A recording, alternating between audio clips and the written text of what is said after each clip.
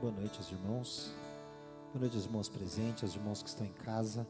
Queria convidar os que estão presentes a se colocarem em pé. Aos que estão em casa, já prepararam o coração para cultuar ao Senhor. Amém? Glória a Deus. Vamos ter uma palavra de oração.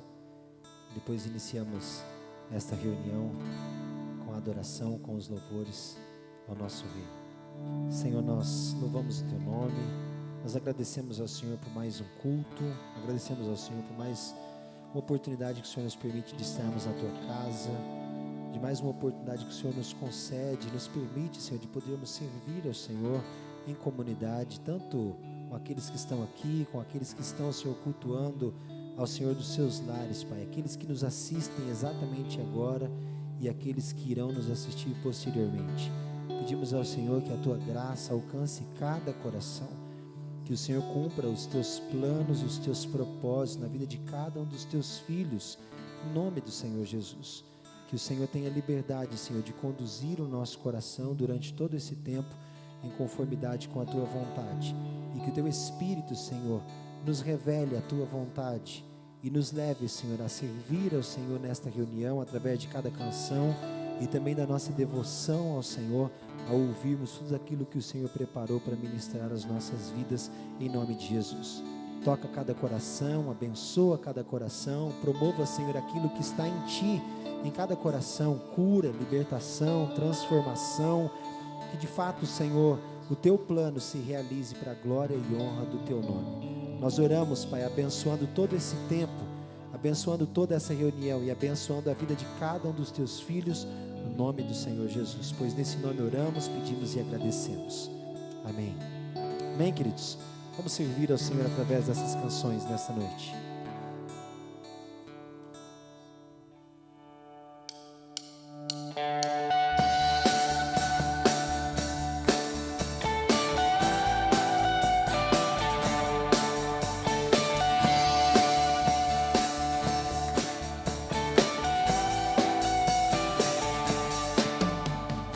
Louvor e honra, poder e glória pertencem ao nosso Deus.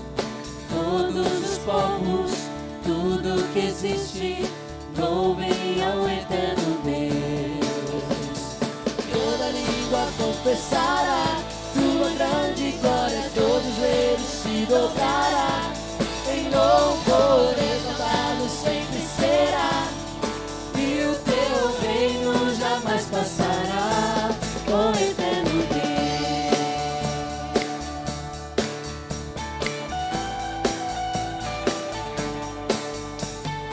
Louvor e honra, poder e glória pertencem ao nosso Deus.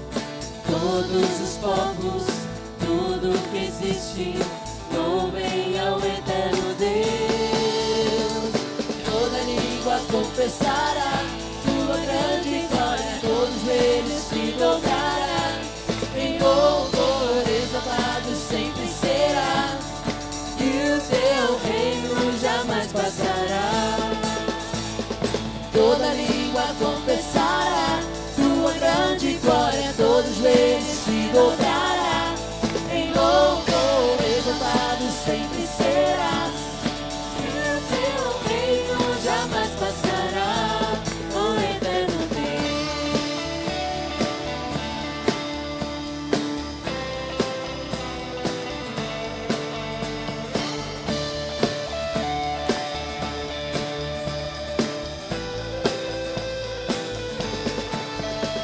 Teu reino será para sempre, cantem ao eterno Deus, pois nada consegue se comparar. Cantem ao eterno Deus, teu reino será para sempre. Cantem ao eterno Deus, pois nada consegue se comparar. Cantem ao eterno Deus, teu reino será para sempre. Cantem ao eterno Deus, pois nada consegue se comparar. Cantem ao eterno Deus.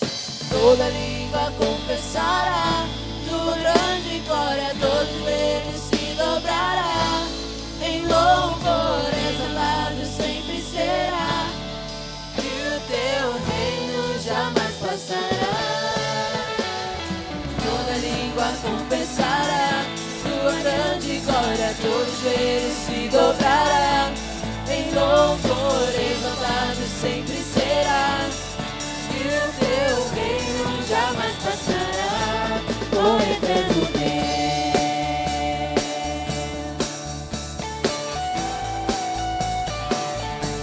o eterno Deus.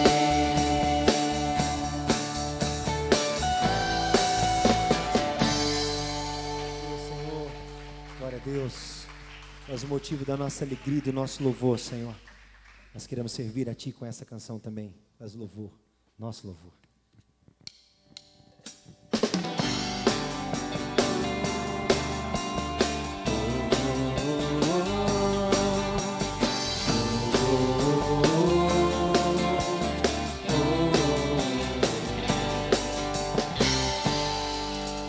Seja o nosso louvor, cada dia que vivemos sob a tua direção.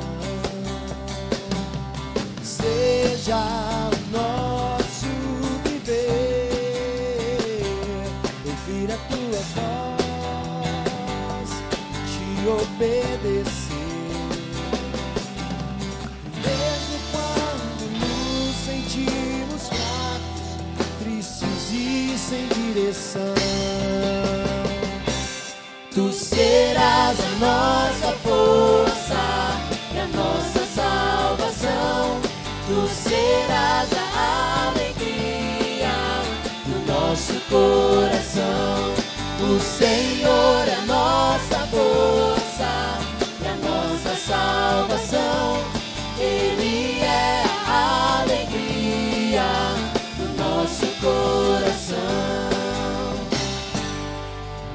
Seja o nosso louvor, cada dia que vivemos sob a tua direção. Seja o nosso viver, ouvir a tua voz, te obedecer. Mesmo quando nos sentimos fracos, tristes e sem direção, tu serás a nossa força e a nossa salvação. Tu serás a alegria do nosso coração. O Senhor é a nossa força e a nossa salvação. Ele é a alegria do nosso coração. Tu serás a nossa força e a nossa salvação. Tu serás a alegria do nosso coração. O Senhor é a nossa força e a nossa salvação. Ele é a alegria do nosso coração.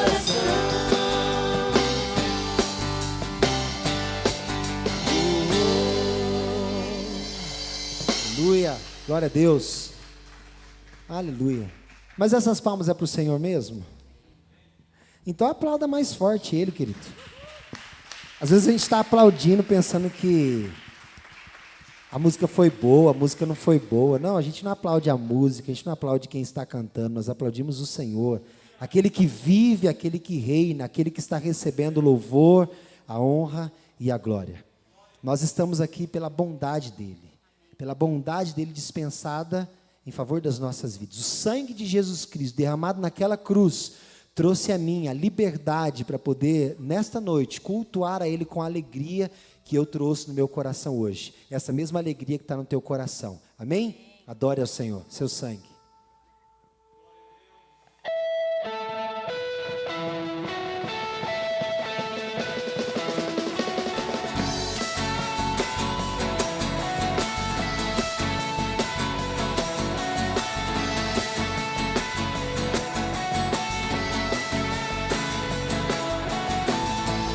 Seu sangue, sua cruz me levam de volta pra Deus. Sua morte, sua vida, as trevas Ele já venceu. Seu amor me conquistou. Sou eterno devedor. O véu se rasgou, sua luz em mim brilhou, sua glória me cobriu, mais que vencedor eu sou. Mais que vencedor eu sou.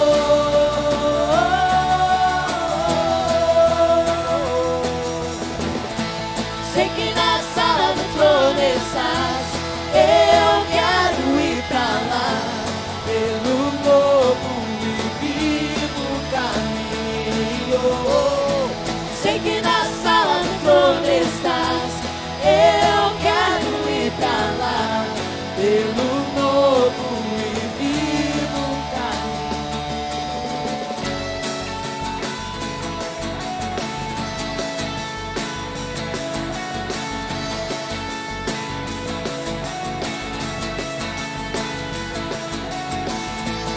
seu sangue, sua luz me levam de volta pra Deus.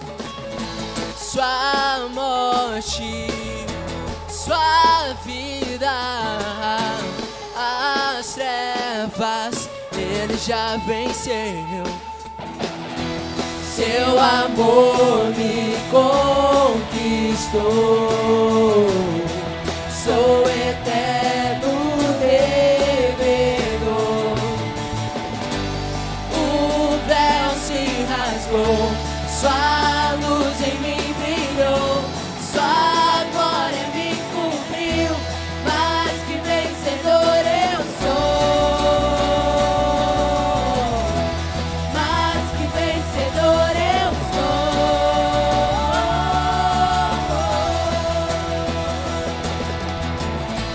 Sei que na sala do trono estás, eu quero ir pra lá, pelo novo e vivo caminho. Sei que na sala do trono estás, eu quero ir pra lá, pelo novo e vivo caminho. Eu sei que na sala do trono estás, eu quero ir pra lá, pelo novo e vivo caminho. Sei que na sala do trono estás, eu quero ir pra lá, pelo novo e vivo caminho. Senhor, sei que na sala do trono estás, eu quero ir pra lá, pelo novo e vivo caminho. Sei que na sala do trono estás, eu quero ir pra lá, pelo novo e vivo caminho.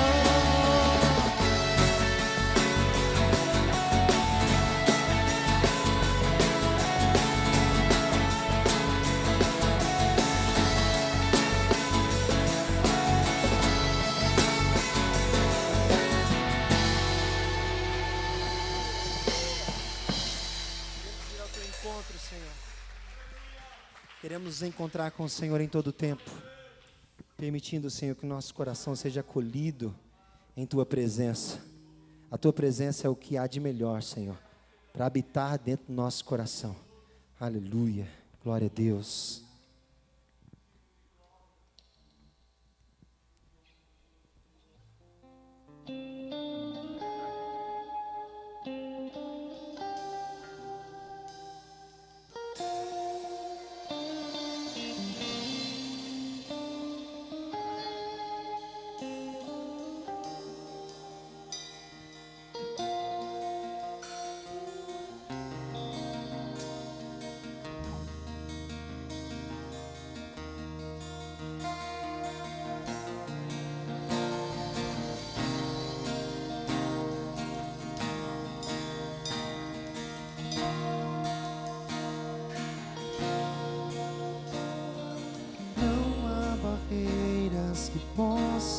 ficar entre mim, Senhor, e o teu amor. O meu pecado foi pago e apagado por teu favor que me alcançou. Minha fé firmada está em ti, Senhor. Meu amanhã contigo estás, pois tu és o meu Deus, meu Senhor, refúgio nas tribulações, meu amigo soberano. Para sempre eu te adoro, ó Senhor.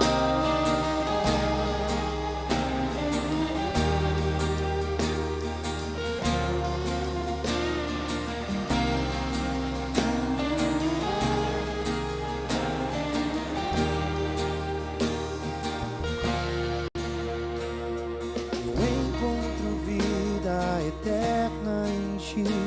És meu Salvador e Redentor. Livre eu sou através deste amor que me restaurou e me limpou. Minha fé firmada está em ti, Jesus, meu amanhã contigo está, pois tu és o meu Deus, meu Senhor, refúgio nas tribulações, meu amigo soberano. Para sempre eu te adoro, ó Senhor.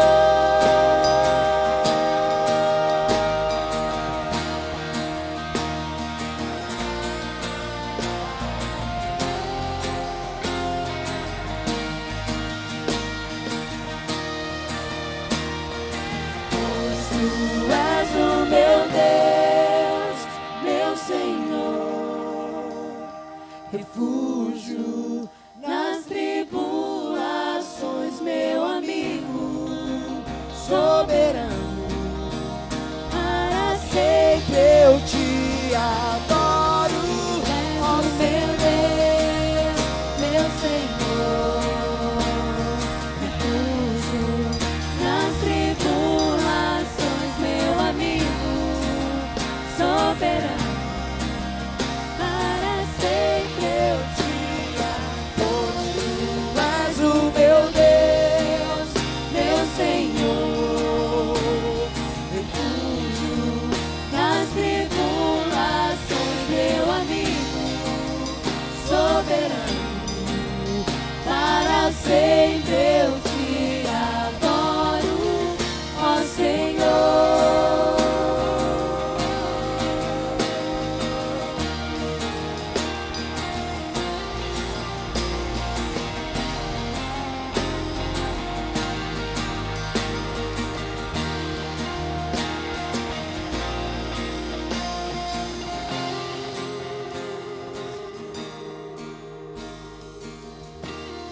Pois tu és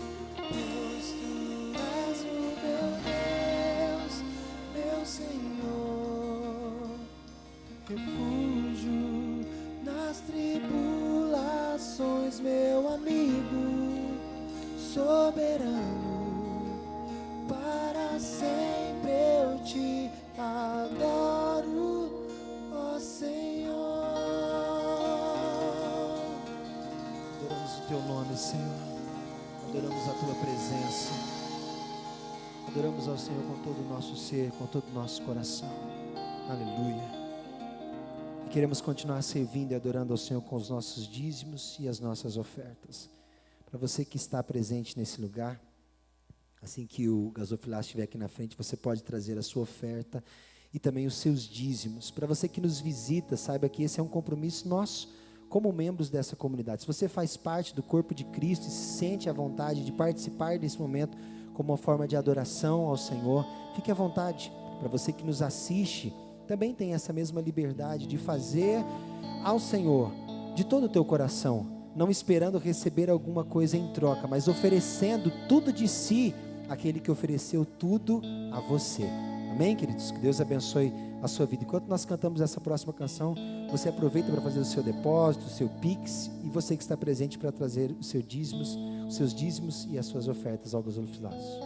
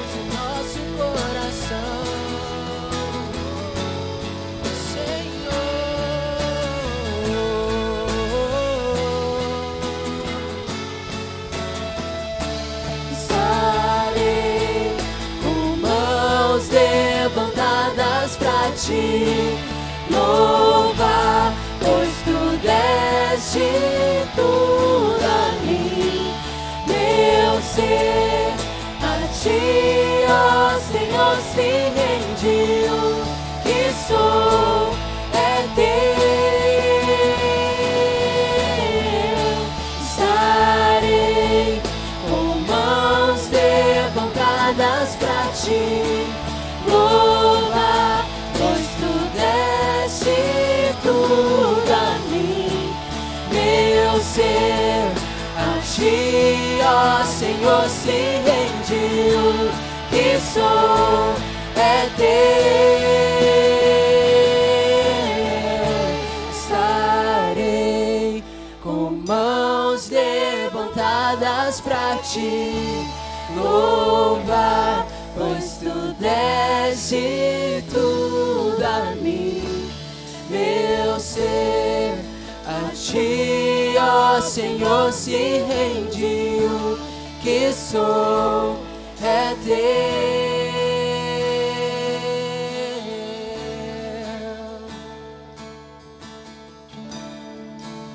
Que posso dizer?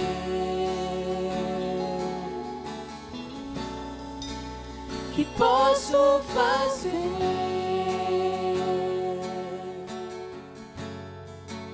Se não entregar-te, ó Deus, o meu coração.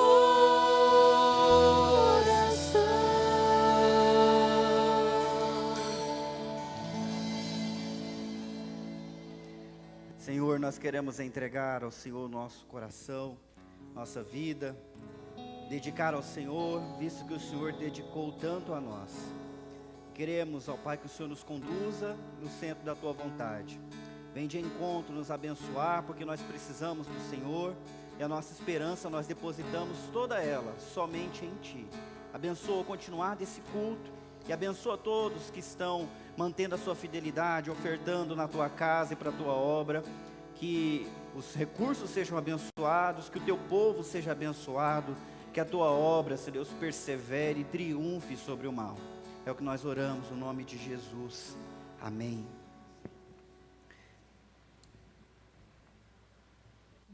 Deus não precisava de Maria para trazer o seu filho ao mundo.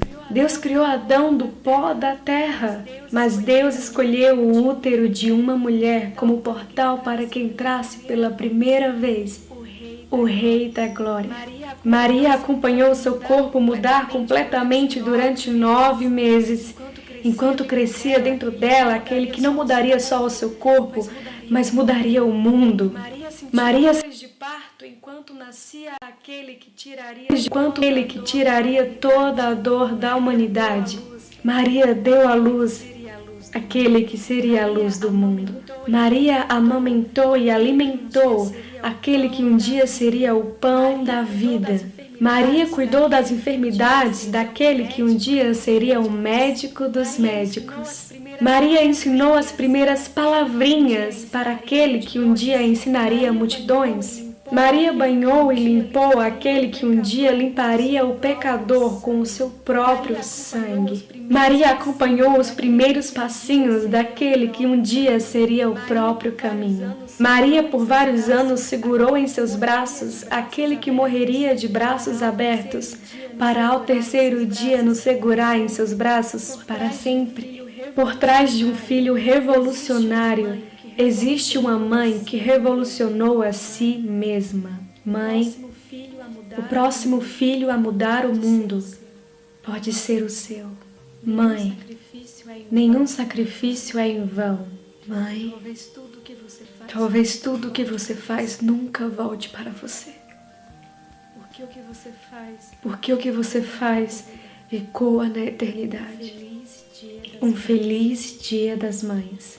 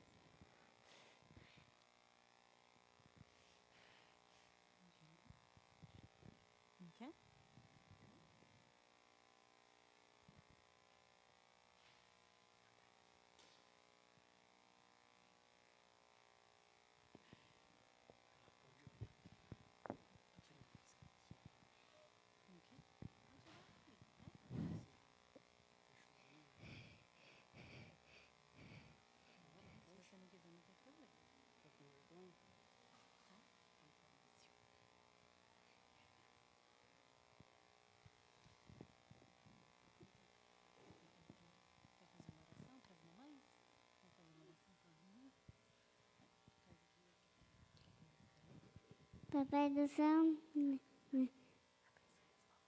abençoe as mamães, já que estão aqui na igreja, em nome de Jesus. Amém.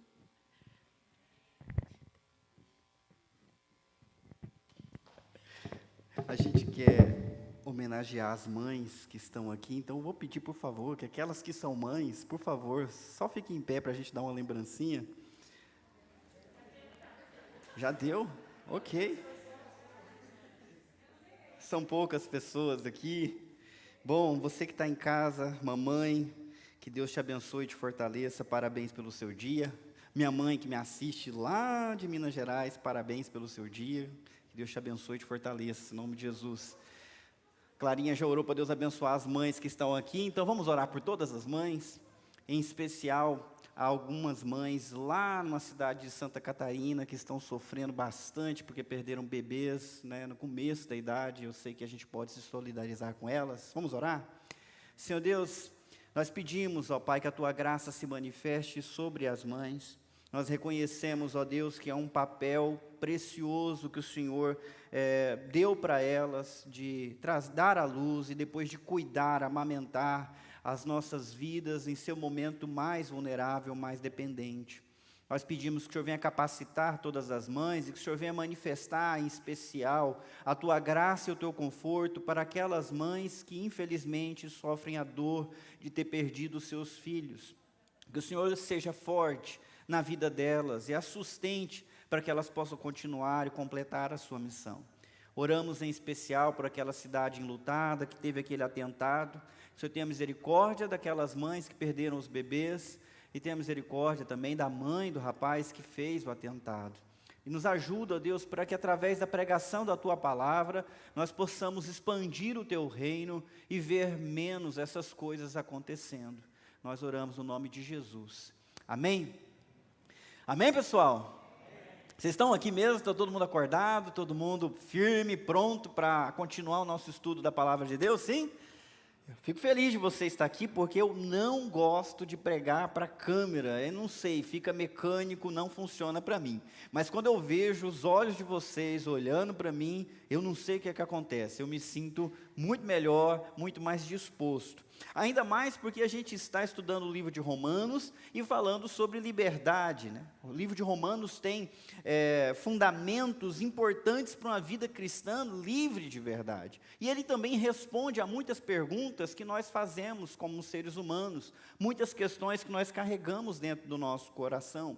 Nós estudamos desde o capítulo 1 de Romanos até agora, já estamos entrando aí para o capítulo 8. Então, a gente já passou por muita coisa. Na série, no sermão passado, a gente viu Paulo nos dando 2 exemplos de escravidão ou de prisão. Primeiro, ele falou que o ser humano sempre busca um Senhor. Ou nós servimos a Deus, ou nós servimos o pecado, mas nós não conseguimos ficar sem servir a um Senhor, a um dono. O ser humano nunca consegue viver sem servir a algum propósito. Quem acha que é livre, na realidade, está servindo ao seu próprio interesse, que é contaminado pelo pecado. Ele deu também o exemplo do casamento, e eu disse que a gente já nasce casado com o pecado. E por conta disso, a gente tem um outro relacionamento, que também pode ser como casamento, que é a lei. E a lei é uma péssima companheira, porque ela é excelente, é perfeita. Nós somos imperfeitos. É como estar casado com uma pessoa super exigente. Eu não sei se é o seu caso, mas não é muito difícil perceber alguns casamentos assim, onde um fica sempre o tempo todo cobrando, e dizendo que está errado, e que tem que arrumar. A lei é assim. Quando a gente olha para a lei de Deus, ela está o tempo todo mostrando que nós somos inadequados, insuficientes, nós não somos perfeitos. Então a lei foi uma péssima esposa para nós, foi um péssimo companheiro para nós, extremamente exigente em relação à retidão. E quando isso é assim, vocês vão de convir, um relacionamento cheio de exigência e de cobrança é ao mesmo tempo um relacionamento sem graça. Concorda comigo? Com Deus a mesma coisa. Quando nós tentamos nos relacionar com Ele, sem a graça, mas conforme o nosso comportamento, o relacionamento perde a graça. Aí Paulo diz que nós somos libertos da letra da lei. E por conta disso, a gente pode pensar, poxa, lei é ruim, lei não ajuda. E eu estou falando aqui lei como sinônimo de regra de conduta, padrão de comportamento, ou um código moral, ético, código civil como a gente tem. E nós podemos cair numa tentação muito comum de achar que regras são ruins. Regras limitam e atrapalham a nossa vida. Eu vou dar um exemplo. Já aconteceu contigo de você mesmo estabelecer um novo padrão ou regra para você, e aí você não conseguiu realizar? Aí você abandona esse padrão que você estabeleceu e se consola com a ideia de que esse padrão que eu estabeleci não era realista. Não, isso aí funciona para fulano, mas não funciona para mim. É bom para os outros, mas não é bom para mim. E a gente começa a pensar, às vezes as regras não são boas, nem aquelas que nós impomos sobre nós mesmos. É sobre este assunto que nós vamos tratar hoje. E eu quero convidar você a abrir a sua Bíblia, lá em Romanos, capítulo 7, do versículo 7 em diante. Já era um problema no primeiro século e graças a Deus Paulo escreveu para ajudar os crentes daquela época e acaba nos ajudando hoje. Hoje a gente tem que terminar um texto muito grande, então eu vou pedir para você ter paciência comigo, eu vou falar mais rápido, porque eu quero terminar esse trecho, e amanhã a gente fala com mais calma na live da igreja que acontece às 19 horas lá no Facebook da igreja, ok? Então se ficar rápido para você, você não perde amanhã, que amanhã a gente destrincha isso com mais calma, sem pressa. Vamos lá, Romanos 7, versículo 7, está escrito assim: por acaso estou dizendo que a lei de Deus é pecaminosa? Claro que não. Na verdade, foi a lei que me mostrou o meu pecado. Eu jamais saberia que cobiçar é errado se a lei não dissesse não cobice. Então o assunto é a lei, e em especial a lei de Deus, mas se aplica a outras leis também. Quando a gente olha para o contexto desse texto, vocês percebam, eu comecei no versículo 7 do capítulo 7, então já se passaram 6 versículos que a gente estudou na semana passada. Num dos trechos desse texto que já foi lido semana passada, está escrito: a lei despertava os nossos desejos maus, que produziam uma colheita de obras pecaminosas, cujo resultado era a morte. Agora, porém, Paulo disse, versículo 6, fomos libertos da lei. Então, se a gente foi liberto da lei, a gente logo pensa que a lei era ruim, ela restringia, ela despertava o mal, e por conta disso a gente acabava sendo ruim. Então, quando a gente pensa dessa forma, será que Paulo está querendo dizer que a lei de Deus é pecaminosa? Ele previu que essa pergunta ia surgir nas nossas cabeças, e é por isso que ele mesmo faz a pergunta: por acaso estou dizendo que a lei de Deus é ruim, é pecaminosa, ela produz pecado? E ele responde negativamente, com muita evidência: claro que não. Nós vamos estudar isso hoje. Claro que não, a lei de Deus não é pecaminosa, evidentemente que não. A lei, ela cumpre o papel dela. E o papel da lei de Deus, de toda a Bíblia, especialmente no Antigo Testamento, é mostrar o pecado. É revelar como nós, seres humanos pecadores, somos inadequados ao padrão de Deus. A lei existe para mostrar que Deus é perfeito e, ao mesmo tempo, mostrar quão imperfeito nós somos. Ela aponta para o caminho, é como uma luz que acende e mostra o que existe, e às vezes o que existe não é legal, é sujo, é podre, e é o nosso caso. A lei de Deus não foi dada para nossa salvação, mas sim para revelar a nossa real situação. E aí Paulo começa a usar o seu próprio exemplo. Presta atenção comigo. É muito importante você perceber que todo o trecho que nós lemos, Paulo escreve falando de si. Ele não está falando dos outros. Ele conjuga o verbo na primeira pessoa do singular. Quem lembra qual é a primeira pessoa do singular? É você mesmo. Não, você é a terceira. Eu.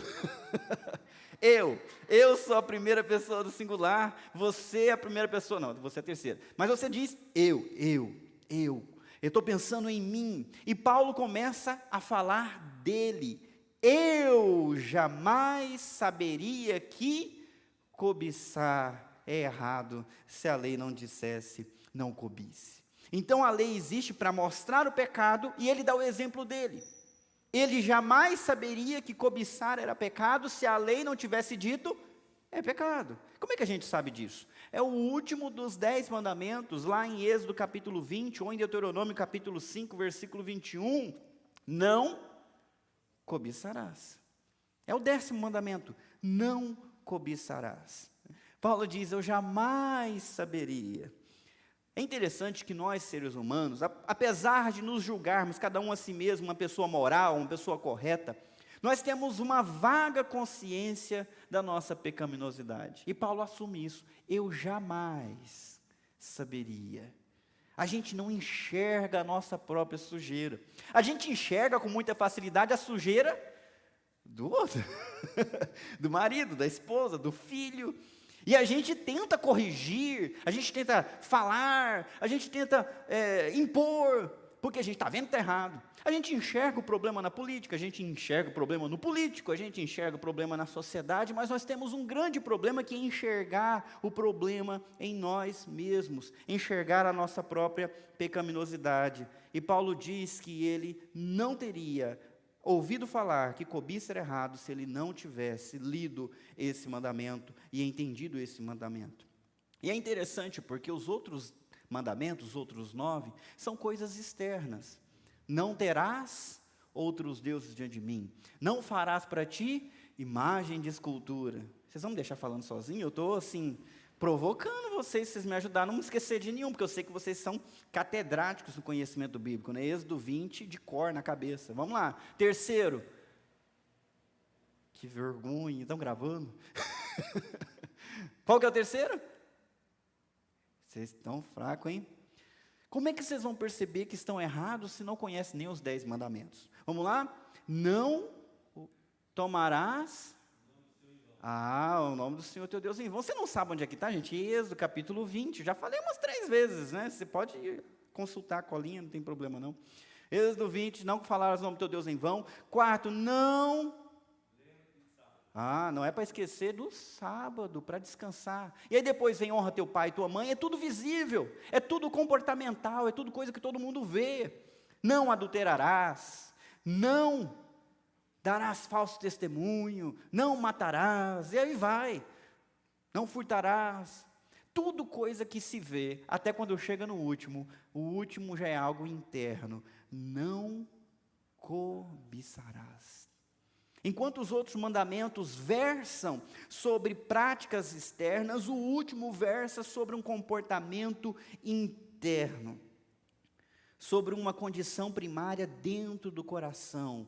E pasmem-se, a cobiça, ela existe lá dentro e ela acaba sendo a mãe de todos os outros pecados, porque é lá que começa um desejo desordenado. Aliás, cobiça significa isso, desejo desordenado, mas não é só por coisas ruins, pode ser desejo desordenado também por coisas boas. Quer ver? Quem acha aqui que dinheiro é ruim, levanta a mão.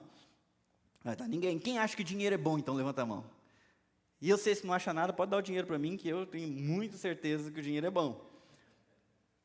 A Bíblia não fala que o dinheiro é ruim, a Bíblia fala que o amor ao dinheiro é que é a raiz dos males. Então, o dinheiro pode ser usado muito bem, muito bem. É só um instrumento, uma moeda de troca. O dinheiro não é em si ruim, mas a Bíblia conta a história de um jovem que queria herdar o reino dos céus, chegou até Jesus e perguntou: bom mestre, que farei para eu herdar o reino dos céus, para ser salvo? E Jesus falou: obedece os mandamentos. E falou de todos aqueles mandamentos que a gente acabou de citar. E ele falou: isso eu faço desde que eu era criança. E Jesus olhou para ele, se compadeceu e disse: então se te falta uma coisa, vai, vende tudo que tem e dá aos pobres, e você vai ter um galardão no céu. Depois vem e me segue. E ele se entristeceu porque ele era dono de muito dinheiro, dinheiro que ele amava, um desejo desordenado entre a salvação que ele queria, e buscou em Jesus, e Jesus falou: aqui eu vou te dar, mas deixa isso. Ele não pôde deixar, porque o coração cobiçoso dele o prendeu, o amarrou. Adão e Eva caíram por quê? Porque no seu coração eles cobiçaram. Cobiçaram o fruto proibido, cobiçaram ter a mesma condição que Deus, cobiçaram ser deuses sobre a sua própria vida e se rebelar contra o Senhor da vida deles até o momento que era Deus. Eu tenho vários exemplos. Os irmãos de José tinham raiva de José por conta de quê? Porque o pai amava mais ele do que os seus irmãos. Eles queriam que José fosse mais amado, ou eles queriam ser mais amados no lugar? Cobiça. Mais uma vez, eu tenho vários exemplos. Acã roubou o que estava consagrado a Deus, ouro, prata, roupa, e por isso trouxe derrota. Acabe era rei extremamente rico, tinha vários vinhedos, mas do lado do seu palácio tinha um vinhedo que não era dele, era de um outro homem. Ele cobiçou e se entristeceu, até que a sua esposa interveio e forjou um julgamento para matar o dono do vinhedo, e depois ele foi lá e tomou posse. Ele se tornou um assassino junto com a sua esposa por causa da cobiça por ter o que era do outro. O desejo desordenado por coisas. Até dentro da igreja nós temos exemplo no Novo Testamento de um casal, Ananias e Safira, que viram que homens de Deus como Barnabé tinham coragem de vender a sua propriedade e doar o dinheiro para abençoar os pobres. E eles falaram: gostei desse negócio, nós queremos esse reconhecimento de espirituais e generosos. Venderam, só que ao invés de dar o dinheiro todo, eles falaram: vamos ficar com um pouco para a gente, mas a gente disse que deu tudo, né? E por causa dessa cobiça de reconhecimento espiritual dentro da igreja, eles também morreram. Tudo começa com cobiça, e a gente tem que tomar muito cuidado. A cobiça é aquele desejo profundo, é também paixão, uma palavra que é muito usada hoje e nós somos incentivados a ter ambição. Quem não tem ambição não chega a lugar nenhum. Cuidado, porque o desejo desordenado por algo, mesmo que seja bom, pode ser ruim, pode ser uma raiz de divisão, de desvio na sua vida. A cobiça revela a natureza da pessoa. Se você é santo, você vai desejar coisas boas. Se você não é santo, você vai cobiçar coisas pecaminosas. Ela revela também quais são os pecados que nós vamos cometer no nosso comportamento externo. Começa com o que a gente deseja, depois acaba com o que a gente faz. Então toma muito cuidado com o que você deseja. Alô, pessoal? Toma muito cuidado com o que você deseja. E o que é que você deseja? O que é que você cobiça? O que é que satisfaria o teu coração? Pensa sobre isso, enquanto a gente continua lendo. Mas o pecado usou esse mandamento para despertar dentro de mim todo tipo de desejo cobiçoso. Se não houvesse lei, o pecado não teria esse poder. Olha que interessante a astúcia do pecado. O pecado é matreiro, é esperto. Deus deu uma lei para mostrar que a cobiça é errado. E aí vem o pecado e usa o mandamento para despertar o interesse. Eu vou dar um exemplo para vocês, vamos fazer um teste com vocês aqui. Eu vou falar uma coisa aqui, mas eu não quero que vocês pensem na coisa que eu vou falar, porque se vocês pensarem, é uma coisa de mau agouro, atrai má sorte. Vocês estão preparados? Não pensem no negócio que eu vou falar, porque ele atrai má sorte. Eu não quero que vocês atraiam má sorte para a vida de vocês. Então eu vou falar e vocês não pensem. Então vamos lá. Por favor, não imaginem um sapo com a língua roxa. Um sapo com a língua roxa. Não imagine. Vocês não imaginaram, né? Não imaginaram o sapo com a língua roxa. Vocês imaginaram? Oh, meu Deus. Calma, gente, é só uma brincadeira, tá? Você não está amaldiçoado porque você pensou num sapo com a língua roxa. Mas percebeu como é que é interessante? Não pense num sapo com a língua roxa. O que você faz? Sapo, língua roxa? Achava que era vermelha? Roxa seria mais ou menos assim. E você imagina, porque há esse problema na lei, ela atrai a nossa atenção justamente para o que nós não devíamos buscar, nem pensar e nem fazer. Vou dar um outro exemplo, que você já deve ter visto isso. Imagine que eu chamo aqui, sei lá, o Levi, o Davi, o Henrique, essa turminha aí dos 8, ok? E eu dou para eles uma garrafa de Coca-Cola e um tubinho assim de bala Mentos. Eu falo: vocês podem fazer o que vocês quiserem, só não misturem os dois. O que vai acontecer, pessoal? Era melhor não ter nem falado. Se eu não tivesse falado, talvez não passaria para a cabeça deles. Mas quando eu falo, vocês podem distribuir, vocês podem chupar bala, depois vocês podem beber Coca-Cola, mas não misturem os dois. Eu fico torcendo para eles não terem a ideia de colocar na boca, assim ninguém vê, né? Imagina, bota a Mentos, depois chupa bebe a Coca-Cola por cima. Tem gente que vai parar no hospital com isso. Por favor, gente, não faça isso. tá? Esse é o formato de uma bomba, não faça isso.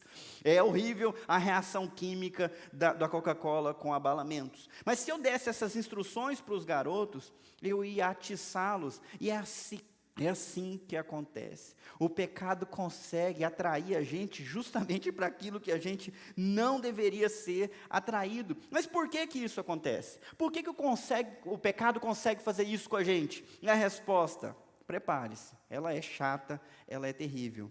Existe uma perversidade em nosso coração, desde a infância. Existe em nós uma certa satisfação em transgredir por transgredir. Não é que a grama do vizinho é mais verde, ela parece mais verde porque é do vizinho.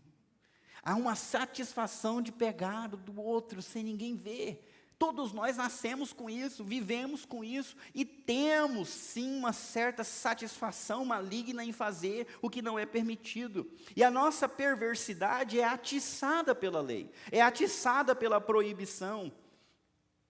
Você, por exemplo, já percebeu que piorou sua situação depois de estabelecer regras para si mesmo? É só comigo ou será que eu tenho alguns companheiros assim? Vou dar alguns exemplos. Eu, a partir de hoje, vou parar de comer isso. Chega, não vou comer mais. Então, parece que aparece um negócio na sua frente.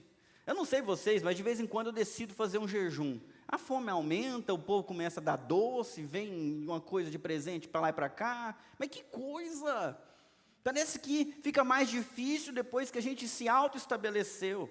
Eu vou parar de jogar isso no meu celular. Eu vou parar de assistir TV. Eu vou parar de ficar perdendo tanto tempo nas mídias sociais. Alguns de vocês, não, chega. Eu não vou mais dormir até tarde. Eu vou acordar às 8. 8 é tarde.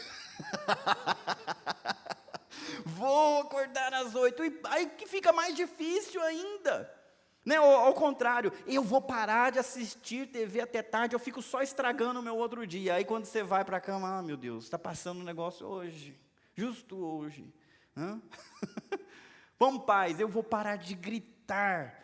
Fulano, a partir de hoje você está proibido de gritar. E aparece uma situação que você tem certeza que só vai resolver um grito. Parece que a lei é prejudicial, é só a gente estabelecer um padrão, um fundamento, ele não se encaixa e as coisas parecem que pioram. O que acontece? Vamos continuar lendo.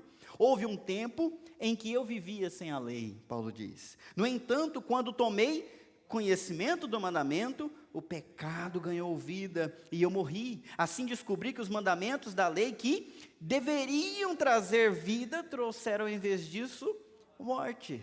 Vocês se sentem felizes de perceber que um dos homens mais importantes da Bíblia viveu o mesmo drama que você vive? Essa luta de crescer, de melhorar, de tomar decisões boas, de ter boa disciplina, de deixar coisas ruins, mas à medida que você tenta, parece que tem uma força contrária dentro de você te atrapalhando. Paulo também viveu isso. Paulo fala como que ele vivia sem a lei de Deus. E não é que ele não tinha lei. Paulo era judeu, desde a sua tenra infância ele conhecia os mandamentos, e ele conheceu melhor do que eu e você conhecemos, porque ele foi um fariseu de carreira, reconhecido.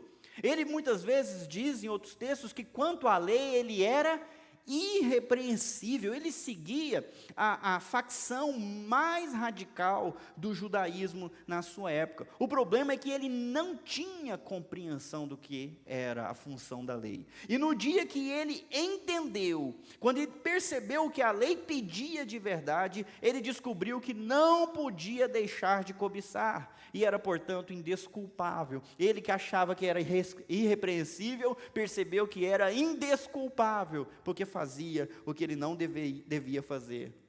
A lei era para ser uma coisa boa, mas o pecado que nós carregamos dentro da gente inviabiliza a lei, atrapalha a lei, já que a lei não tem poder para transformar uma pessoa, ela só revela se essa pessoa é correta ou pecaminosa. A lei, aliás, o pecado atrapalha a lei. Bom, eu vou continuar, versículo 11. O pecado se aproveitou desses mandamentos e me enganou e fez uso deles para me matar. Isso, porém, só demonstra que a lei em si é santa, e santos, justos e bons são seus mandamentos. Quando a gente vai falando que a lei, ela até atiça a gente para fazer o que é errado, então vamos largar a mão da lei. A lei não presta, a lei não ajuda. Só que aí ele vem mostrar que não é esse o caso. Nós não podemos abolir as leis, então, pensando que elas são prejudiciais. E isso se aplica ao nosso mundo, mas se aplica também em relação a Deus. Vamos jogar fora o Antigo Testamento, que é impossível de praticar. Vamos viver na graça do Novo Testamento, que é mais fácil, Deus é amor. Nós não temos essa opção. Vocês estão comigo? Será que você é inteligente quando você fala, não, eu desisto de acordar cedo, a partir de agora acordar cedo é coisa dos outros. Para mim a regra é acordar tarde. Quem é que sai perdendo? Se você estava percebendo que estava perdendo, não mudou, mas mudou a regra, quem que perdeu? É você mesmo. Então não existe essa lógica, apesar de isso ser pregado pelas pessoas consideradas mais sábias do nosso mundo, não é? Não conseguimos vencer o combate às drogas, então vamos fazer o quê? Vamos liberar as drogas, assim a gente acaba com o problema. Não, assim você está permitindo o problema, você não está resolvendo o problema. Vou dar outro exemplo. Nossa, vamos pensar num rapaz de 18 anos, eu tenho um problema, eu sou muito atraído por moças, e eu não consigo ser fiel a uma, porque eu acho a outra bonita também. Nossa, que problema. E as mulheres também, nossa, cada homem mais bonito que o outro. Fizeram uma grande revolução chamada revolução sexual. Não precisamos mais de sermos fiéis uns aos outros. Nós podemos simplesmente satisfazer os nossos desejos. Você acha que isso resolveu o problema da humanidade? O que vocês acham? As famílias melhoraram, os seres humanos melhoraram, dando vazão aos seus sentimentos sem qualquer tipo de restrição? O que vocês acham? Quem está satisfeito com a moralidade desse mundo? As coisas estão cada vez piores. Não é porque a gente tem um desejo ruim e uma lei que limita esse desejo, que a gente tem que ficar se restringindo. Tirar a lei não resolve o problema, só liberta ele para ele agir com mais força. O problema não está na lei. A lei de Deus é boa, o problema está no pecado que nos engana. Ele se aproveita dos mandamentos e nos engana, para depois nos matar e destruir como uma armadilha. Mas isso demonstra que a lei de Deus ela é santa, santos e justos, bons são os seus mandamentos. Se você foi ensinado em algum momento que nós não vivemos mais na época da lei e sim da graça, e começou a pensar que a lei não presta, eu quero corrigir isso na tua cabeça hoje, em nome de Jesus. A lei de Deus foi obra do Espírito Santo de Deus, que inspirou homens de Deus para fazerem regras santas, justas e boas. E representam a vontade perfeita de Deus. Elas não são ruins, elas são santas e perfeitas. O problema não está nos mandamentos, como muita gente quer fazer a gente acreditar. Vamos acabar com as leis que a gente não consegue seguir. Isso não resolve. Continuando. Mas então a lei que é boa foi responsável por minha morte? Claro que não, mais uma vez, claro que não. O pecado usou o que era bom para me condenar à morte. Vemos com isso como o pecado é terrível, usando os bons mandamentos de Deus para seus próprios fins perversos. O problema não está nos mandamentos, o problema está no pecado que mora dentro de nós, e não na lei que condena esse pecado. A lei de Deus é boa, por isso a transgressão da lei que é boa é algo horrível. Nós não podemos colocar responsabilidade na lei por dizer que aquilo é errado. Nós temos que colocar a responsabilidade sobre os nossos ombros e reconhecer que nós fizemos o que a lei condena e por isso nós somos deploráveis, nós somos reprováveis, nós somos perversos.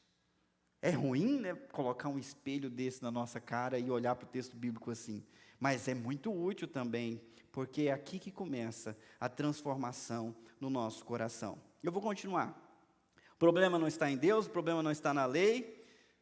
Ele vai repetir isso mais uma vez. O problema não está na lei, pois ela é espiritual e boa. O problema está em mim, pois sou humano, escravo do pecado. Algumas versões colocam aí, pois sou carnal. Sou carnal. Eu sou um humano caído, escravo do pecado. E ele coloca mais, não entendo a mim mesmo, pois quero fazer o que é certo, mas não faço. Em vez disso, faço aquilo que odeio. Bom, vamos lá. O problema está em Deus, sim ou não? Está na lei que Deus deu? Não. O problema está, com toda certeza, nos outros. Não, nós estamos lendo Paulo falando em qual pessoa? Primeira pessoa do singular. Ele não está colocando a culpa em ninguém, ele está dizendo eu, em mim, na minha carne. Ele está o tempo todo apontando para si. E aqui já temos uma grande lição. Ao invés de julgar os outros, Paulo olha para si e chega à terrível percepção: o problema está em mim. Eu li. Eu queria que você repetisse isso para você. Hoje nós estamos aqui num sermão de autoajuda, né? Vocês vão sair daqui se sentindo nada. Vamos repetir comigo? O problema está em mim. Não vale falar mim pensando na esposa, nem no parente, nem no seu vizinho chato que liga aquele som naquela altura. Não vale. Você tem que falar: o problema está em mim. Eu tenho um problema no meu casamento. O problema está... e aí o povo não fala nada. Minha família está com um problema muito sério. O problema está... Eu sei, nessa hora, né? Se eu estivesse falando alguma coisa mais positiva, né? Deus me fez por cabeça e não por cauda. Aí você falava amém, fortão, muito animado. Mas quando eu falo o problema está em mim, aí nem todos têm tanta empolgação, mas é verdade. É verdade. O problema está em você, o problema está em mim, porque todos nós, como Paulo, somos carnais. E aí ele diz mais: escravo do pecado. E quando chega nesse trecho, os estudiosos da Bíblia, os exegetos, se dividem. Tem gente que pensa assim: Paulo está falando dele antes da conversão ou depois da conversão? Porque nós já lemos há 2 semanas atrás que Jesus Cristo nos libertou do poder do pecado. E agora no capítulo 7 ele vem e fala: o problema está em mim, pois sou humano e escravo do pecado. Ué, agora ficou confuso. Ele está dizendo isso antes ou depois da conversão? Escolham o seu time. Quem acha que foi antes da conversão? Quem acha que é depois da conversão? Depois. Hoje eu vou tirar o chapéu para vocês. Né? Depois. Eu estou convencido, junto com outros exegetas, que ele está falando depois. Eu dou algumas razões. Por exemplo, ele diz assim, olha, ele está reconhecendo que o pecado está nele. Eu pergunto para vocês: quem é o pecador sem conhecimento de Deus que se reconhece como o problema? Reconhecer-se como pecador é uma exclusividade de quem foi colocado diante de um espelho e percebeu a realidade. Eu sou o pecador. Davi reconheceu o seu pecado antes ou depois da conversão? Depois. Eu sou culpado. Não retires de mim o teu espírito, me devolva a alegria da salvação, porque eu nasci em pecado, eu pequei contra ti somente. Lava-me, purifica-me, me torna alvo como a neve. É um convertido que reconhece o seu pecado. Não convertido não tem sensibilidade para pecado. Jesus contou a história de um fariseu que estava no templo e também de um publicano do lado dele, os dois buscando a Deus. O fariseu, olhando com o peito inchado para cima, dizia: Deus, muito obrigado, porque eu temo ao Senhor, eu dou o dízimo disso, daquilo, eu faço orações, eu faço jejum, e eu não sou como esse publicano pecador. Enquanto o publicano não tinha coragem de olhar para cima, batia no peito e dizia: tem misericórdia de mim, pecador. E Jesus pergunta: qual dos dois voltou justificado para casa? Então não é nem a religião, mas o reconhecimento do pecado é um sinal de conversão. Outra coisa interessante é que ele quer fazer o que é certo. Quem quer fazer o que é certo é aquele que não quer agradar a si mesmo, mas quer agradar a Deus. Mais um sinal de conversão. E tem mais. Ele diz: odeio o pecado. Em vez disso, faço aquilo que odeio o pecado. Que odeio. Bom, pecador odeia o pecado ou ama o pecado? Ama, de paixão, se sujeita, né, até o fim. Então eu creio, ainda tem um outro que a gente vai ler daqui a pouco, ele diz assim: eu amo a lei de Deus de todo o coração. Então eu tenho várias razões para acreditar que Paulo está falando que esse problema que ele está enfrentando, ele enfrenta depois de convertido. Ele enfrenta depois de ter aceitado Jesus como seu Senhor, depois de batizado e até no momento em que ele escreveu a carta. Ele está enfrentando um problema muito sério com o pecado dentro de si. Ele está dizendo que tem um conflito interno dentro dele que ele não consegue entender. Se você não entende a você mesmo, hoje eu quero que você se sinta confortável com isso, porque Paulo também não se entendia. Paulo é uma das personalidades mais importantes do Novo Testamento, eu coloco ele logo depois de Jesus. Jesus primeiro, ele em segundo, ok? É assim que eu faço, quando eu olho para os santos da Bíblia. E ele diz, não entendo a mim mesmo. Então agora eu estou bem, porque eu também não me entendo. Não consigo me entender e ainda me identifico com o que ele está falando aqui. Quero fazer o que é certo, mas não faço. Em vez disso, faço aquilo que odeio. Tem um conflito interno dentro de mim, como havia dentro de Paulo. E há um conflito interno em todos os convertidos, ou seja, depois da conversão. Eu quero que você entenda que isso é realidade. Por que é importante? Porque algumas pessoas por aí, elas assumem um ar de perfeição e perfeita espiritualidade, como se não houvesse conflito nenhum dentro delas. E elas mostram para os outros que aquilo é um padrão de espiritualidade e religiosidade. Uma grande armadilha para a vaidade e para a idolatria, para o orgulho. Nós não vamos fazer isso aqui na Nova Jerusalém. Amém, meus irmãos? Não. Nós vamos ser sinceros e honestos sobre a nossa condição. Nós somos pecadores, e esse conflito que existia dentro de Paulo, talvez seja ainda mais grave dentro da gente. Vamos começar por aí? É importante a gente entender isso, eu vou mostrar para vocês. Olha só o versículo 16. Mas, se eu sei o que faço, que o que faço é errado, isso mostra que concordo que a lei é boa. Portanto, não sou eu quem faz o que é errado, mas... Perceba que Paulo reconhece que o problema dele não é falta de consciência. Ele não está pecando porque ele ignora a vontade de Deus. Ele sabe. Ele diz, eu sei que o que faço é errado. E eu queria que você também entendesse. Quando você faz algo de errado, não é sem saber. É sabendo.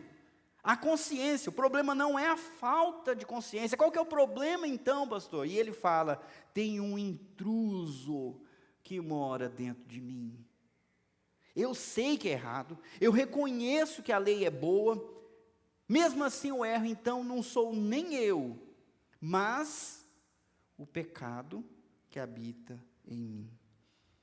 Tinha um filme que falava, né, o inimigo que dorme ao lado, mora ao lado.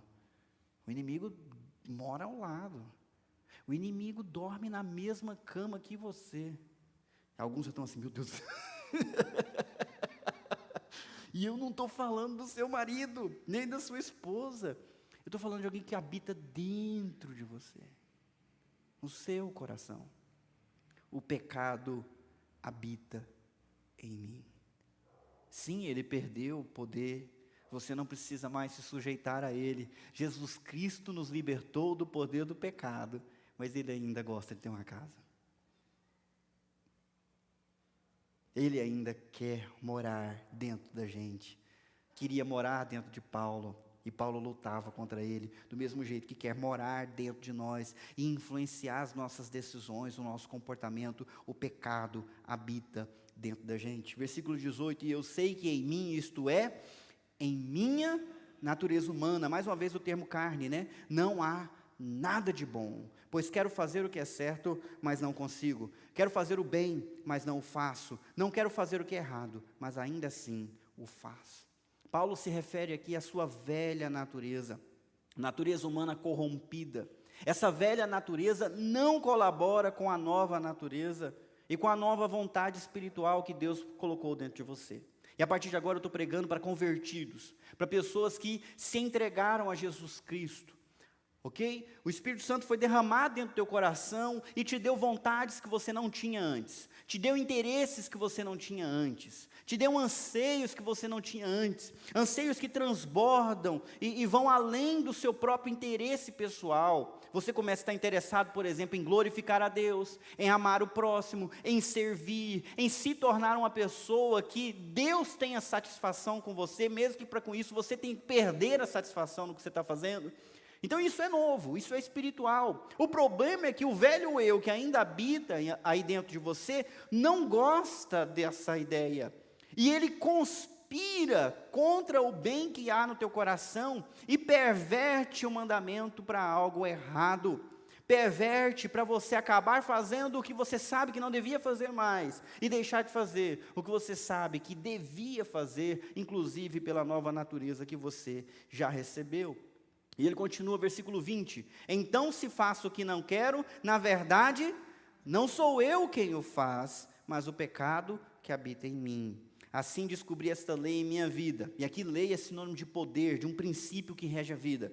Quando quero fazer o que é certo, percebo que o mal está presente em mim. Existe um poder atuando dentro de mim, uma força.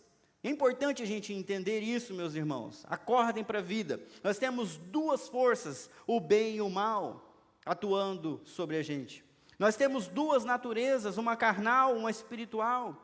Nós temos duas vontades, uma boa, uma ruim e outra ruim. E elas coexistem na mesma pessoa o tempo todo. Como é que a gente aplica isso na prática? Hoje eu vou desfazer aqui uma ideia equivocada que nós costumamos ter. Por exemplo, quando você não consegue fazer o que outras pessoas estão fazendo, como, por exemplo, ser mais disciplinado, ter uma dieta mais correta, fazer exercícios físicos, o que você diz? Qual que é o problema?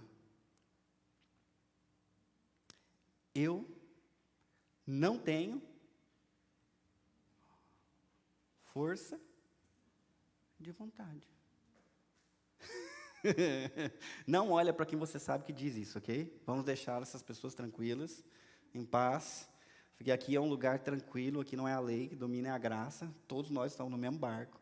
Mas nós costumamos nos consolar e confortar com essa ideia: fulano tem força de vontade, eu não tenho força de vontade. E eu vou dizer para você, muito claramente, o problema não é força de vontade. O problema é qual vontade é mais forte. Qual vontade é mais forte? O problema não é a força de vontade, mas sim se você está sendo carnal ou espiritual. Como assim, pastor? Então vamos lá. Você está se incomodando pelo tipo de dieta que você está seguindo, ok? Não por uma imposição cultural, porque você quer se encaixar num padrão de beleza, mas porque você pensa responsavelmente: eu quero estar aqui para os meus netos, eu quero ter força para cumprir a minha missão, eu quero ter saúde como Jesus tinha, para dar conta dos tempos difíceis que virão. Você pensa assim: eu quero glorificar a Deus com a dieta correta. Isso é carnal ou espiritual? Espiritual. Mas tem uma outra vontade dentro de você que diz: você só será feliz se você não perder essa oportunidade de comer essa coisa gostosa que desde a tua infância te traz tanta satisfação. Tudo que você precisa agora é de satisfação. Você merece satisfação. Você tem sofrido tanto. E esse eu pequeno te coloca no centro como um coitado, como um Deus que precisa de uma oferta e um sacrifício. O problema não é força de vontade, mas sim qual é a vontade que está mais forte. É a carnal ou é a espiritual? Do mesmo jeito que o problema não é o motor do carro. O motor do carro está funcionando. O problema é quem está no volante. Mudei muito de um exemplo para o outro. O povo acha que o problema é força de vontade, mas não. Se você tem um carro e o carro está funcionando e você quer ir para o norte, o problema é saber ir para o norte. Agora, se você colocar alguém que só está virado para o sul, ele vai dirigir quem que está no volante? O seu problema não é a força de vontade. Deus colocou a vontade aí. A vontade existe. O problema é que existe outra vontade. E você pode estar cedendo o controle para ela, para a carne, para o mal, ao invés de reservar o controle, reservar a direção para a vontade espiritual que está dentro de você.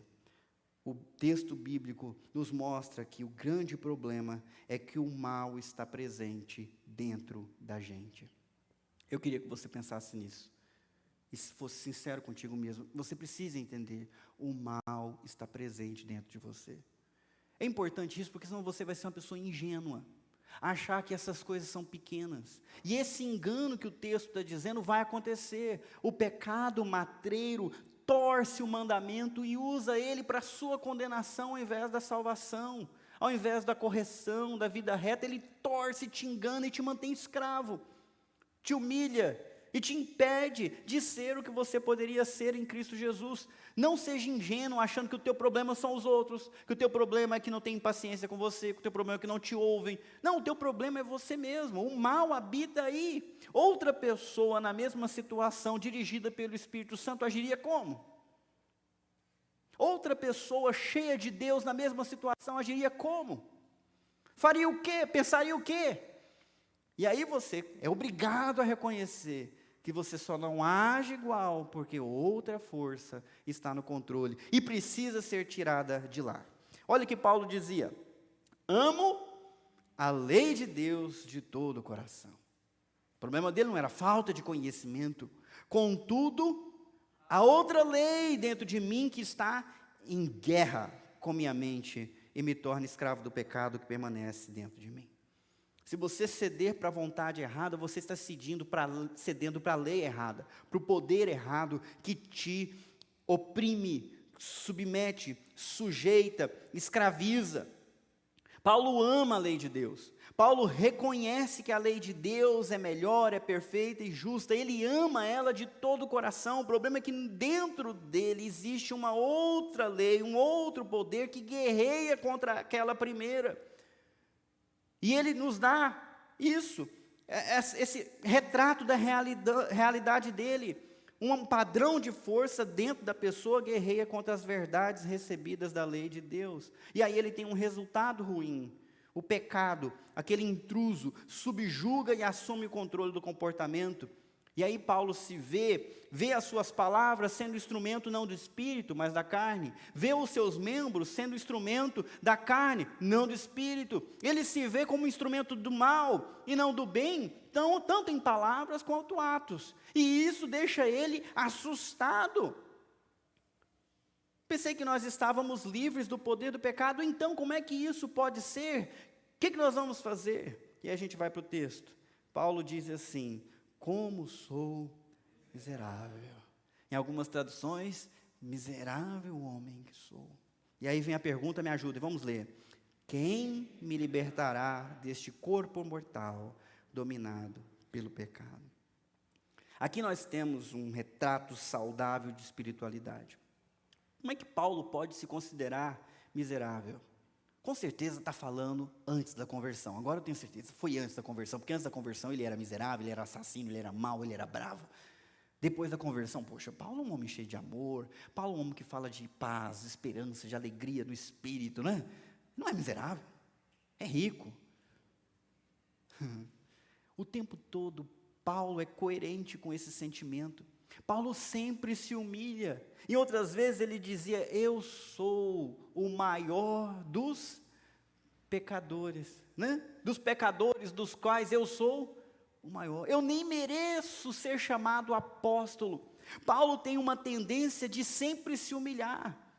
Então eu digo para você, cuidado com a espiritualidade vaidosa.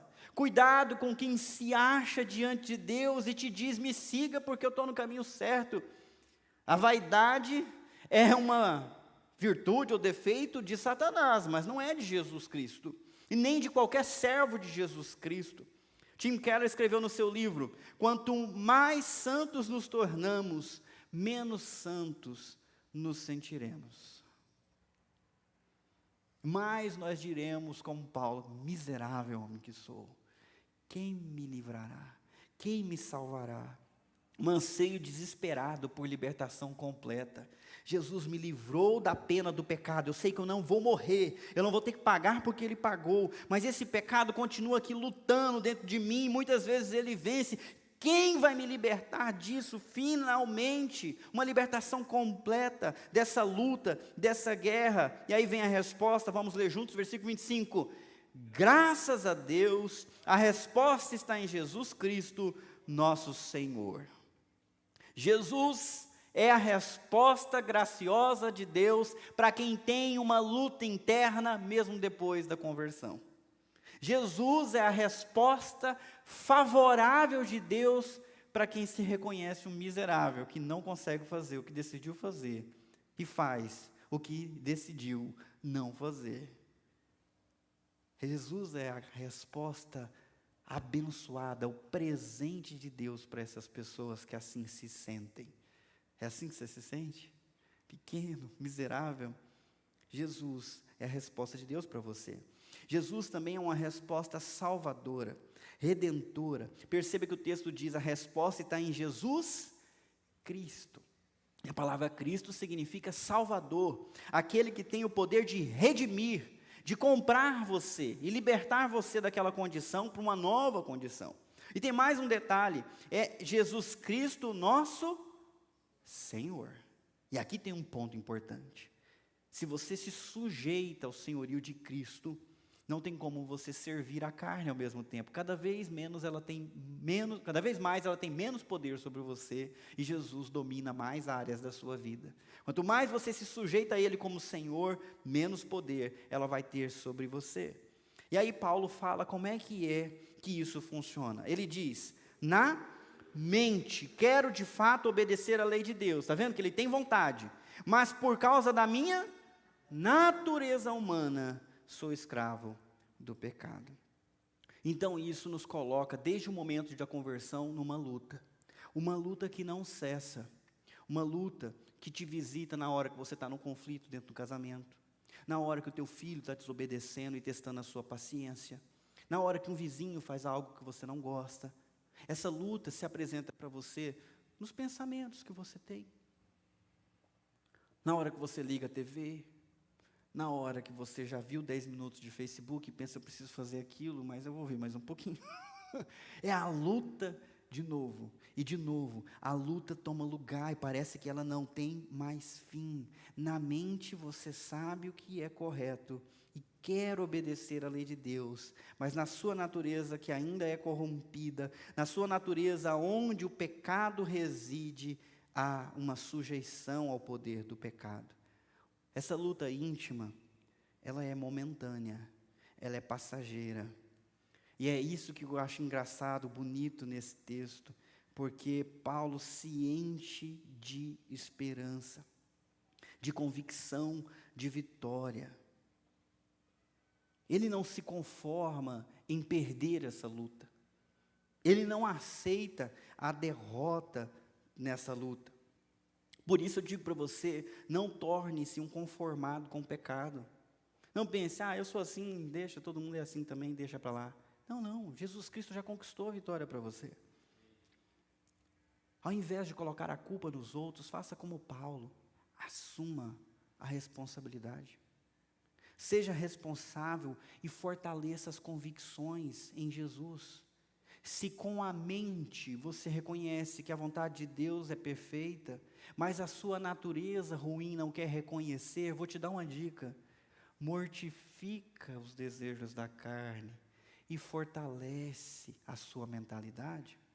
Romanos 12, versículo 2, não vos conformeis a esse mundo, mas transformai-vos pela renovação da vossa mente, para que experimenteis qual seja a boa, agradável e perfeita vontade de Deus.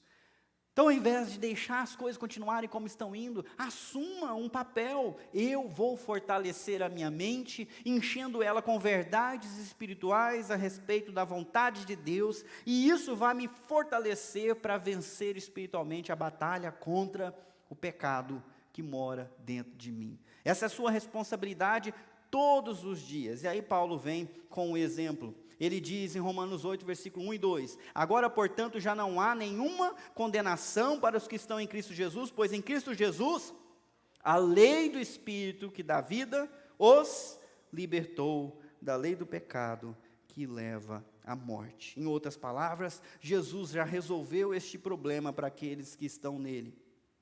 Jesus já venceu o poder do pecado e por conta disso nós vamos vencer junto com ele. Você pode dizer como Paulo: graças a Deus, já está resolvido, já não tem problema, a condenação não está sobre mim, porque eu criei em Jesus como meu Salvador, eu estou em Jesus, Jesus está em mim, o pecado não tem mais a última palavra, eu tenho um poder agindo dentro de mim. Em outras palavras, Jesus não desistiu de mim quando eu estava indo para a cruz, nem vai desistir depois.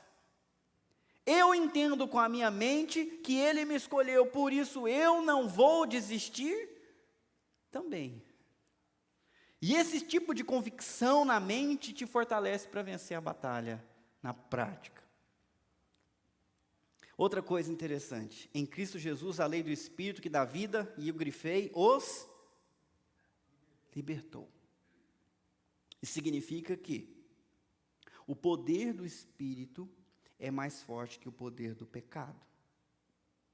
Então, se o pecado te colocou algemas, o Espírito é mais poderoso, capaz de quebrá-las. Se o pecado te colocou atrás de cadeias, o Espírito de Deus é mais poderoso e pode rompê-las. Se o pecado te colocou preso a um vício, o Espírito de Deus é mais poderoso e pode romper o poder desse vício. Se o pecado te prendeu em laços, o Espírito Santo é capaz de desfazer esses laços. A gente pode dizer assim: antes eu era exclusivamente pecador, mas por causa de Jesus, eu serei exclusivamente santo. E até lá, eu luto. Vamos lá mais uma vez? Antes eu era exclusivamente pecador. Eu vivia para pecar. Mas por causa de Jesus, eu serei exclusivamente santo. E até lá, eu luto. Você luta, mas não sozinho. O Espírito de Deus também mora dentro de você. Até lá você luta, mas não apenas com as suas forças, porque o Espírito Santo é o poder de Deus que atua dentro de você. Não é pouco poder. É um poder capaz de ressuscitar o morto do meio dos mortos. O Espírito de Deus ressuscitou Jesus ao terceiro dia. O mesmo poder vive dentro de você contra o pecado. Você luta não sozinho, Jesus está contigo. Você luta não só com as suas forças, porque o poder do Espírito está dentro de você. Até lá, você luta, mas não em desespero. Cristão de verdade não vive em desespero, mas vive com uma esperança viva.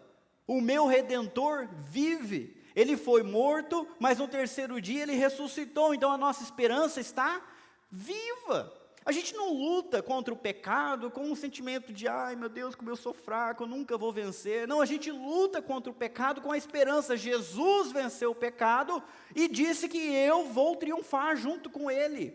Esperança, nunca desespero. A gente luta, mas não com medo. Quando eu falo de luta, hoje nós vivemos numa época em que todo mundo meio, eu não vou falar o termo, né? Mas é meio trançando as pernas de medo, né? Não é, gente? Antigamente o povo parece que era mais aguerrido, não fugia de uma batalha, não fugia de um desafio. Hoje a gente, às vezes, a gente perde até para a cama. Até ela vence a gente. A gente é meio medroso. E isso tem deixado as pessoas com muito medo. Medo de tudo. Medo até de sair na rua. Né? Medo de vir para a igreja. E vamos aí, um monte de coisa. Só que nós que estamos em Jesus Cristo, nós lutamos, mas não com medo da derrota. Não com medo de cair, mas com a certeza da vitória. Paulo dizia: em Cristo, nós todos somos... Me ajuda. Obrigado, Clarice. mais do que vencedores. Só ter isso na sua mente vai te dar uma postura super diferente quanto às batalhas que você vai começar a enfrentar assim que o culto acabar e você voltar para a sua vida. Bom, eu preciso terminar. Eu tenho prometido para mim pregar menos, então hoje eu vou pregar menos. Eu vou terminar lembrando para vocês de uma história que está escrita em Atos 12, versículo 1. Lá diz que o rei Herodes Agripa começou a perseguir violentamente algumas pessoas da igreja, a igreja recém-nascida. Ele mandou matar à espada Tiago, irmão de João. Você lembra? Pedro, João, Tiago no barquinho.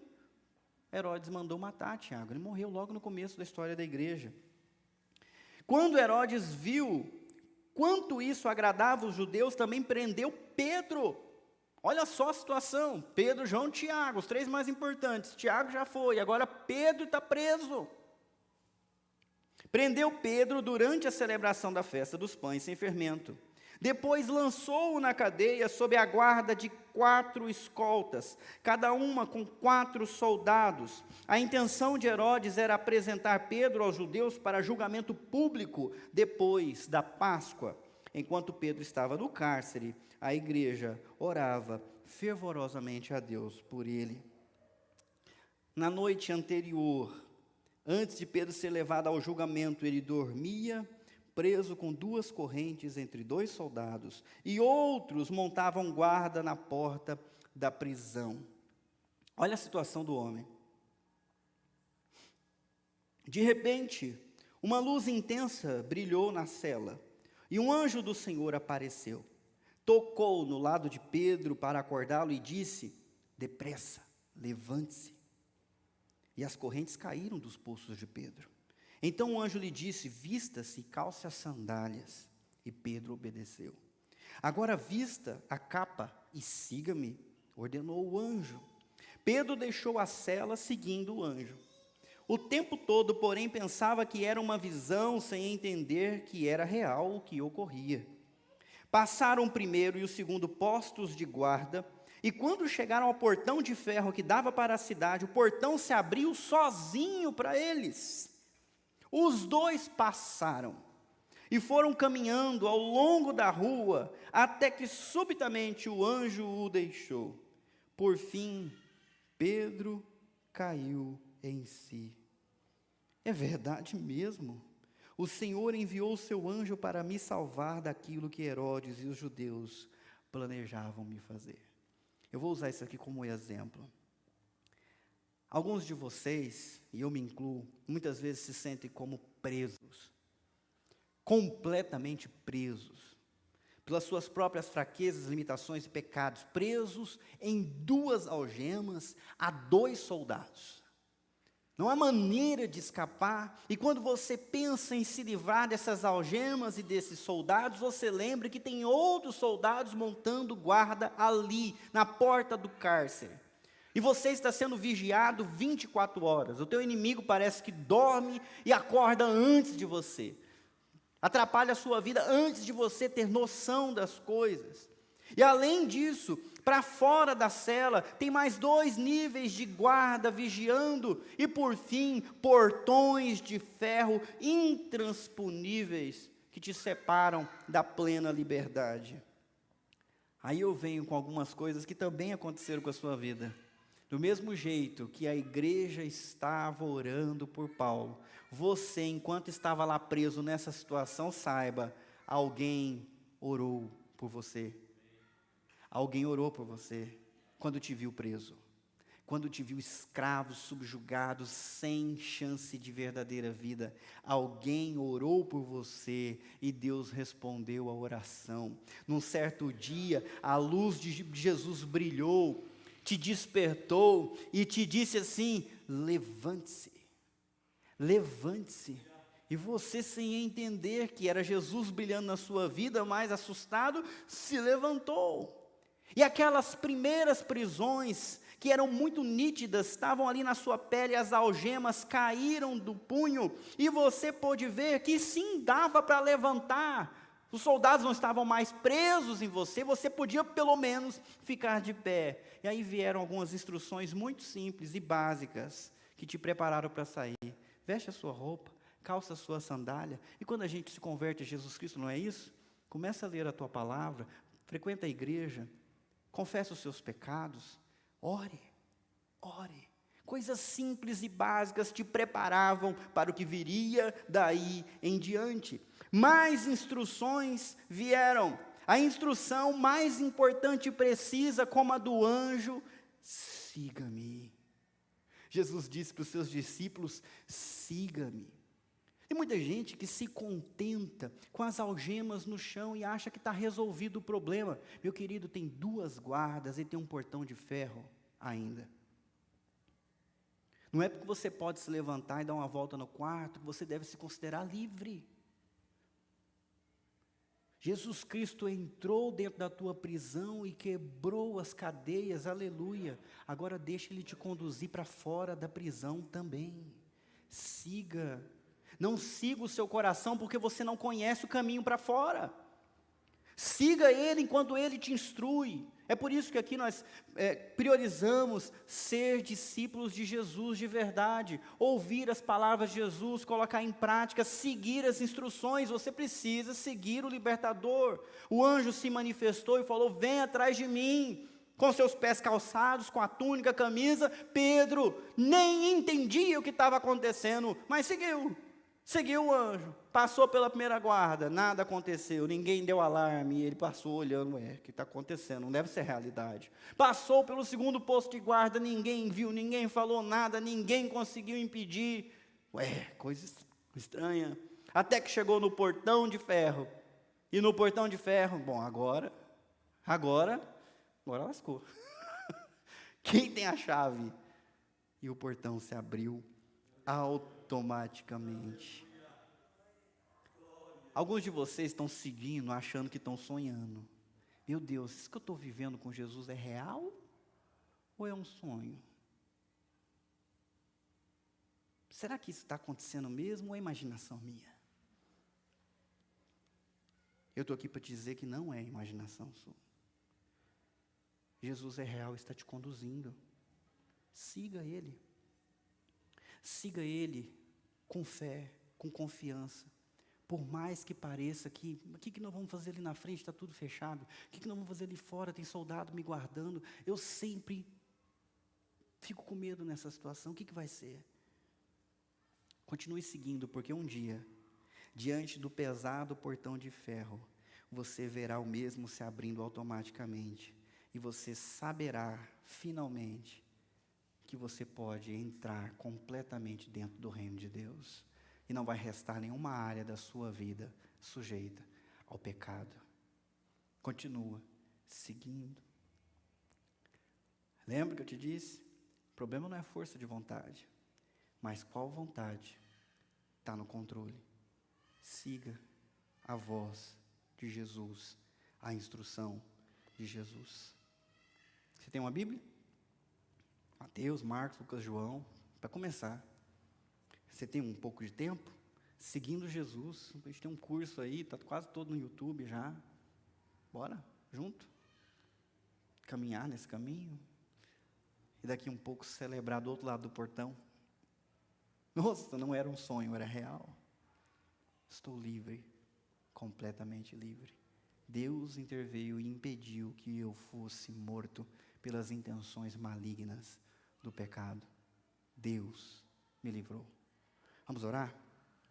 Senhor, todos nós nos identificamos com Paulo. Mesmo depois da conversão, nós lutamos contra desejos que vivem dentro do nosso coração.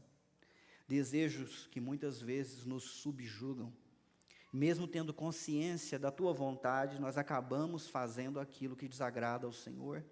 Mesmo amando a tua lei e querendo obedecer ao Senhor, nós falhamos e falhamos terrivelmente. Não uma vez, muitas vezes. Quantos de nós poderia chegar ao final do dia com o orgulho de dizer que servimos ao Senhor com todo o nosso coração e fizemos tudo o que o Senhor queria que a gente fizesse? É tão difícil, ó Deus, viver um dia assim, porque dentro de nós habita o pecado, habita esse poder que o tempo todo tenta nos subjugar e nos fazer condenáveis diante do Senhor. Mas nós não queremos seguir essa vontade. Nós queremos sujeitar, ó Deus, a nossa mente, a nossa razão, o nosso pensamento à Tua verdade sobre nós, o Teu poder sobre nós. E a Tua palavra diz que aquele que crê em Jesus Cristo já não serve mais ao pecado, que Jesus Cristo libertou ele desse poder, e ele tem dentro de si um novo espírito, uma nova natureza que precisa desenvolver, crescer e se estabelecer. E é isso que nós queremos, Senhor. Queremos dizer não para nós mesmos e sim para o Senhor. Queremos viver uma vida espiritual e não carnal, e queremos triunfar nessa luta, mas não temos em nós mesmos forças para isso. É por isso que nós nos alegramos como Paulo, dizendo graças a Deus por Jesus Cristo, o nosso Senhor, a quem nós nos comprometemos a servir e seguir suas instruções, até sermos conduzidos para fora dessa realidade, para um novo reino, onde a sua vontade agradável e perfeita é real como no céu. Deus nos ajuda, nos fortalece, nos enche de convicções, para que possamos lutar, não como quem vai perder, mas como quem já venceu em Cristo.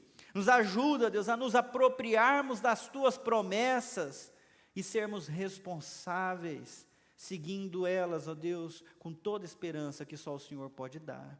Eu oro por mim, eu oro por cada um que está aqui, e eu peço, Deus, que o Senhor manifeste o Teu poder, que o Senhor manifeste a Tua graça, e que o Senhor nos ajude nessa semana a reconhecer a Tua glória, reconhecer a nossa pequenez, a pequenez de cada um, mas reconhecer também, ó Deus, as Tuas promessas que se cumprirão no tempo apropriado. Eu peço a Tua bênção, Senhor Deus, no nome de Jesus. Aqueles que concordam, dizem?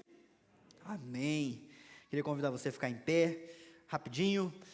Eu vou impetrar a bênção e a gente vai poder se despedir com a graça de Deus. E você vai voltar para a sua luta com muita coragem e esperança, porque Jesus Cristo está na frente, te conduzindo. E você só precisa ouvir Ele. Só isso que vai dar tudo certo. Estenda a tua mão. Que a graça de Jesus Cristo, que o amor de Deus o Pai e que o poder do Espírito Santo repouse sobre a sua vida, te fazendo triunfar contra a carne até que Ele volte. Amém? Deus nos abençoe. Vão em paz.